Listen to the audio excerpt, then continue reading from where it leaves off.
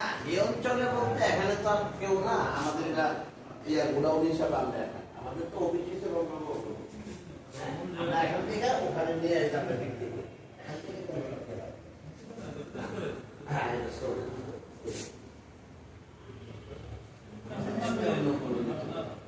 আমাদের অন্য বাকি যা লাইসেন্স টাইসেন্স বা যা কিছু সবকিছু আছে আমাদের।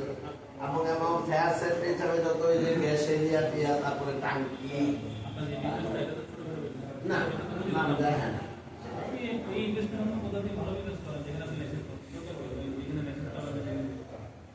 লাইসেন্স বলতে মাল রাখার জন্য লাইসেন্স এটা তো এখন প্রবলেম এসে কোথায় জানাবো সরকার না। আমি সেটাই বলছি, আপনাদের এটা করতে তো হবে সবাই, হয়তো আমি এটা করি বা আরেকজন আরেকটা এটা বাদ দিয়ে তাহলে তো আমাদের গার্মেন্টস সেক্টর গুলি তো অসুবিধা হবে না।